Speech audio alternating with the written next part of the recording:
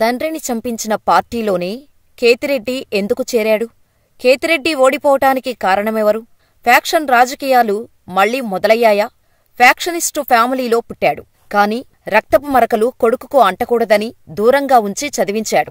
కరెక్టుగా కొడుకు ఇంటికి వచ్చే టైంకి ప్రత్యర్థులు వచ్చి ఖండఖండాలుగా నరికి చంపేశారు. తండ్రినే నమ్ముకుని ఉన్న వారికోసం నిలబడ్డాడు. కాని ఈసారి కత్తితో సమాధానం చెప్పకుండా ప్రజలతోనే సమాధానం చెప్పించేలా చేశాడు. ఏంటి, భద్ర మూవీకి స్పెషల్ ఎడిషనా? లేక అరవింద సమేతకు టూనా? ఏమైనా ప్లాన్ చేస్తున్నారా ఇవన్నీ అనుకుంటున్నారా? అస్సలు కాదండి. అసలు సిసలైన నిఖార్సైన లీడర్ రియల్ స్టోరీనే ఇది. ఎవరా లీడర్ అనుకుంటున్నారా? గుడ్ మార్నింగ్ ధర్మవరం అంటూ టాక్ ఆఫ్ ది నేషన్గా మారిన వ్యక్తి కేతిరెడ్డి వెంకటరామిరెడ్డి. ఈ పేరులో ఓ వైబ్రేషన్ వినిపిస్తోంది కదా. ఆయన లైఫ్లో కూడా ఎన్నో వైబ్రేషన్స్. జనం కోసమే ఉద్యోగాన్ని వదిలి వచ్చిన ఆయన్ని జనాలు ఎందుకు ఓడగొట్టారు? కేతిరెడ్డి కనిపించినంత మంచోడు కాదా? ధర్మవరం ప్రజలు ఆయనకెందుకు సారీ చెబుతున్నారు? What's the story? Kethireddy Venkatramireddy Andhra Pradesh రాజకీయాల్లో ఎక్కువగా వినిపించే పేరు. ప్రధానంగా గుడ్ మార్నింగ్ ధర్మవరం కార్యక్రమంతో ఒక్కసారిగా అందరి చూపు తనవైపు తిప్పుకున్నారు. చెప్పాలంటే రాష్ట్ర వ్యాప్తంగా గడప గడపకు ఎమ్మెల్యే వెళ్లటానికి ప్రధాన కారణం ఈయనే అని చెప్పుకోవచ్చు. సాధారణంగా రాజకీయ నాయకులంటే నియోజకవర్గాల్లో ఏదైనా అభివృద్ధి పనులు, శంకుస్థాపన, ప్రారంభోత్సవాలకు వస్తుంటారు. కాని తమకు ఓటు వేసి గెలిపించిన ప్రజలను మాత్రం పట్టించుకోరు. ఎన్నికల ముందు నేనున్నా అంటూ చెప్పటం తప్పితే గెలిచాక మళ్లీ అటువైపే చూడరు. కాని అనంతపురం జిల్లా ధర్మపురం ఎమ్మెల్యే కేతిరెడ్డి వెంకట్రామిరెడ్డి రూటే సెపరేటు. నిత్యం ప్రజల మధ్య ఉంటూ వాటి సమస్యలు తెలుసుకుంటారు. ప్రభుత్వ పథకాలు అందుతున్నాయా లేదా అని స్వయంగా ఆయనే వచ్చి ఆరా తీస్తారు. అది కేతిరెడ్డి బ్రాండ్. ధర్మవరంలో ఏ మూల ఎవరుంటారో, ఏది ఎక్కడ ఉంటుందో నిద్రలో లేపి అడిగినా టక్కున చెప్పే నాయకుడు కేతిరెడ్డి. ధర్మవరం ప్రజలు దేవుడిలా కొలిచే కేతిరెడ్డి వెంకట్రామిరెడ్డి 1980లో కేతిరెడ్డి సూర్యప్రతాపరెడ్డి దంపతులకు అనంతపురం జిల్లా ధర్మవరం నియోజకవర్గం ఎల్లనూరు మండలం తిమ్మంపల్లి గ్రామంలో పుట్టారు. వీరిది రాయలసీమ ఫ్యాక్షన్ నేపథ్యం ఉన్న కుటుంబం. కేతిరెడ్డి పుట్టేనాటికి అంటే 1980 ప్రాంతంలో రాయలసీమలో, ముఖ్యంగా అనంతపురం జిల్లాలో ఫ్యాక్షన్ పీక్ స్టేజ్లో ఉండేది. ముఖ్యంగా అనంతపురం నగరంలో. ఆ టైంలోనే కేతిరెడ్డి వెంకట్రామిరెడ్డి తండ్రి సూర్యప్రతాపరెడ్డి ఓ వర్గానికి నాయకుడిగా ఉండేవారు. ఆయనను అందరూ సూర్యుడు అని పిలవటం మొదలుపెట్టారు. ధర్మవరం, తాడిపత్రిలో వర్గపోరు, రాజకీయ పోరు చాలా ఎక్కువగా ఉండేది. దీంతో సూర్యప్రతాపరెడ్డి గారు తన పిల్లలకు ఫ్యాక్షన్ మరకలు అంటకూడదని, వారిని పుట్టిన ఊరికి దూరంగా పెంచాలని డిసైడ్ అయ్యారు.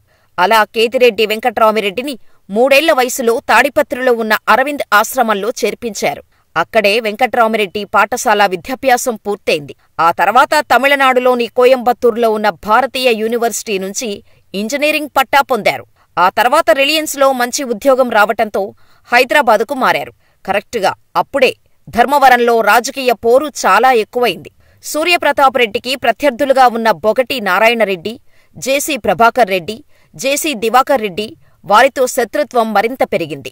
అప్పట్లో జేసీ కుటుంబం కాంగ్రెస్ పార్టీలో కీలకంగా ఉంటూ ధర్మవరంలో ఆధిపత్యాన్ని చెలాయించేవారు. దీంతో కేతిరెడ్డి సూర్యుడు తెలుగుదేశం పార్టీలోకి చేరారు. అలా టీడీపీలోకి చేరిన సూర్యుడికి 1999లో మొదటిసారిగా ఎమ్మెల్యేగా పోటీ చేసేందుకు బీఫామ్ ఇచ్చింది టీడీపీ అధిష్టానం. ఇక ఆ ఎన్నికల్లో జేసీ బ్రదర్స్ ని ఓడించి మరీ ఘన విజయం సాధించారు సూర్యుడు.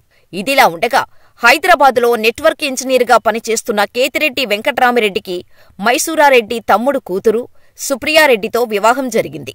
అలా పూర్తిగా ఫ్యామిలీ మ్యాన్గా రాజకీయాలకు, ఫ్యాక్షన్ గొడవలకు దూరంగా ఉండేవారు కేతిరెడ్డి. అలా ఉద్యోగం చేసుకుంటూ హైదరాబాదులోనే కాపురం పెట్టారు కేతిరెడ్డి. అయితే అప్పటికే సిట్టింగ్ ఎమ్మెల్యేగా ఉన్న సూర్యుడికి టీడీపీ ఎమ్మెల్యే టికెట్టు ఇవ్వలేదు. రాజకీయంగా వెనక్కి తగ్గితే ప్రత్యర్థుల నుంచి హాని తప్పదని భావించిన సూర్యుడు కాంగ్రెస్ పవర్ఫుల్ లీడర్గా ఉన్న వైఎస్ రాజశేఖర్ రెడ్డితో సంప్రదింపులు మొదలుపెట్టారు. కానీ జేసీ బ్రదర్స్ అప్పటికే కాంగ్రెస్లో బలంగా ఉండటంతో సూర్యుడు కాంగ్రెస్లోకి రావటం పట్ల తీవ్రంగా అభ్యంతరం తెలిపారు. ఎందుకంటే వర్గపోరు అధికంగా ఉన్నప్పుడు సూర్యుడు జేసీ బ్రదర్స్పై మర్డర్ అటెంప్ట్ చేశారు. ఈ విషయంపైనే టార్గెట్ చేస్తూ కాంగ్రెస్ నేతలను చంపటానికి ప్రయత్నించిన వ్యక్తిని అసలు పార్టీలో ఎలా చేర్చుకుంటారంటూ సూర్యుడిని అసలు కాంగ్రెస్లో అడుగుపెట్టనివ్వలేదు. సరిగ్గా అప్పుడే సూర్యుడికి తీవ్రమైన అనారోగ్య సమస్యలు వచ్చాయి. ఎంతలా అంటే ఆయన 2 కిడ్నీలు దెబ్బతిని కనీసం నడవలేని స్థితికి వచ్చేశారు. దీంతో తండ్రిని బతికించుకోవటం కోసం హైదరాబాదుకు తీసుకొచ్చిన కేతిరెడ్డి దగ్గరుండి మరీ కిడ్నీ ట్రాన్స్ప్లాంటేషన్ చేయించారు. అలా కొద్దిగా కోలుకున్నాక కేతిరెడ్డి స్వయంగా తన తండ్రి సూర్యుడిని ట్రైన్లో తీసుకుని బయల్దేరారు. కరెక్టుగా తాడిపత్రి రైల్వే స్టేషన్ వచ్చేసరికి సూర్యుడి మీద ప్రత్యర్థులు దాడి చేశారు. కత్తులు, గొడ్డలతో ఆయన మీద దాడి చేసి ముక్కలు ముక్కలుగా నరికేశారు. హత్య చేసిన వారిని అరెస్ట్ చేయకుండా సూర్యుడి తమ్ముడు పెద్దారెడ్డిని మరో హత్యాయత్నం కేసులో అరెస్ట్ చేసి జైలుకు పంపించారు. ఇక మరో దారి లేక హైదరాబాదులో ఇంజనీరు ఉద్యోగాన్ని వదిలి ధర్మవరానికి వచ్చారు కేతిరెడ్డి. ఇక తన తండ్రిని చంపిన వారిపై పెట్టిన కేసును విత్డ్రా చేసుకుంటేనే తన చిన్నాన్న పెద్దారెడ్డిని విడుదల చేస్తామని రాజకీయ ప్రత్యర్థులు ఒత్తిడి తెచ్చారనే టాక్ కూడా అప్పట్లో వినిపించింది. తన చుట్టూ ఇంత దారుణం జరుగుతున్నా కేతిరెడ్డి మాత్రం ఫ్యాక్షన్ వైపు వెళ్లలేదు. తన తండ్రి కోరుకున్నది కూడా అదే. తనతో పాటే ఫ్యాక్షన్ అంతమైపోవాలని అనుకున్నారు. అందుకే కేతిరెడ్డి సహా మిగిలిన 2 పిల్లలను సైతం ఊరికి దూరంగా ఉంచి చదివించారు. కేతిరెడ్డి ఏమాత్రం వెనక్కి తగ్గకుండా చట్టప్రకారం వెళ్లాలన్న ఉద్దేశంతో కేసు పెట్టారు. కానీ పోలీసులు మాత్రం హత్యకు సంబంధించిన సరైన సాక్ష్యాధారాలు లేవని కేసును కొట్టేసేలా చేశారు. ఇక ఆ కేసును వెనక్కి తీసుకోకపోతే పెద్దారెడ్డిని బయటకు రానియమని చెప్పటంతో తండ్రి మర్డర్ కేసుపై వెనక్కి తగ్గాల్సి వచ్చింది. ఇక తండ్రి హత్య తర్వాత అనూహ్యంగా రాజకీయాల్లోకి వచ్చారు కేతిరెడ్డి. వైఎస్ రాజశేఖర్ రెడ్డిని కలిసి కాంగ్రెస్ తీర్థం పుచ్చుకున్నారు. 2006 నుంచి 2009 వరకు యాక్టివ్గా పనిచేశారు. సూర్యుడు హత్య వెనుకున్నది జేసీ బ్రదర్స్ అనే ఆరోపణలు బలంగా వినిపించినా తండ్రిని చంపిన పార్టీలోనే చేరి కాంప్రమైజ్ అయ్యాడు అంటూ ఎన్నో మాటలు వినిపించాయి. అయినా కేతిరెడ్డి మాత్రం కుంగిపోలేదు. అనంతపురంలో కాంగ్రెస్ పార్టీ బలోపేతానికి గట్టిగా పనిచేశారు. ఆ శ్రమను గుర్తించిన అప్పటి సీఎం వైఎస్ రాజశేఖర్ రెడ్డి 2009లో ధర్మవరం కాంగ్రెస్ ఎమ్మెల్యే టికెట్ ఇచ్చారు. అలా మొదటిసారిగా పోటీ చేసి దాదాపు 19,000కు పైగా మెజారిటీతో గెలిచారు. ఇక ధర్మవరంలో ప్రధానంగా నీటి సమస్యను తీర్చటం కోసం ముఖ్యమంత్రిని కలిసి 80 కోట్ల నిధులు శాంక్షన్ చేయించి తాగునీటి సమస్యను పరిష్కరించాడు. అది కూడా ఎమ్మెల్యే అయిన మొదటి ఏడాదిలోనే. అయితే కేతిరెడ్డి ఎమ్మెల్యే అయిన కొన్ని నెలల్లోనే వైఎస్ అనూహ్య రీతిలో మరణించటంతో తన రాజకీయ గురువును కోల్పోయినట్టు అనిపించింది కేతిరెడ్డికి. ఆ తర్వాత వైఎస్ కొడుకు జగన్ పెట్టిన వైసీపీలో జాయిన్ అయి జగన్కు అండగా నిలబడ్డారు. 2014 ఎన్నికల ముందు వైఎస్సార్ పార్టీలో చేరారు. కానీ ఆ ఎన్నికల్లో కేతిరెడ్డిని ప్రజలు ఓడించారు. టీడీపీ అభ్యర్థి సూర్యనారాయణ చేతిలో 14,000 తేడాతో ఓడిపోయారు. అయినా ఆయన ఏమాత్రం నిరాశ చెందకుండా ఓడిపోవటానికి కారణాలేంటి, తనలో ఉన్న లోపాలేంటో తెలుసుకున్నారు. ముఖ్యంగా ప్రజలకు తాను దూరంగా ఉంటున్నా అనే కారణంతో ఓడిపోయానని గ్రహించారు. ఆ తరువాత నిత్యం నియోజకవర్గంలో ఉంటూ ప్రజల సమస్య పరిష్కారానికి కృషి చేశారు. 2019లో మరోసారి ధర్మవరం నుంచి గెలుపొందారు. ఎమ్మెల్యేగా గెలిచాక మునుపటి మాదిరి చేసిన తప్పులు చేయకుండా కొత్తగా వినూత్నంగా చెయ్యాలని, అసెంబ్లీ సమావేశాలు ఉంటే అసెంబ్లీలో లేదంటే ప్రజల మధ్య ఉండాలని నిర్ణయించుకున్నాడు. ఇలా 2020 డిసెంబర్లో గుడ్ మార్నింగ్ ధర్మవరం అనే ప్రోగ్రాం మొదలుపెట్టి ప్రజల వద్దకే వెళ్లటం మొదలుపెట్టారు. నిత్యం ప్రజల్లో ఉంటూ వారి సమస్యలను తెలుసుకొని సత్వరమే పరిష్కరించటం మొదలుపెట్టారు. ప్రతిరోజు ఉదయం ఎంపిక చేసిన గ్రామాల్లో, వార్డుల్లో సంబంధిత అధికారులు, మున్సిపల్ కమిషనర్, గ్రామ సచివాలయం సిబ్బందితో కలిసి పర్యటించటం మొదలుపెట్టారు.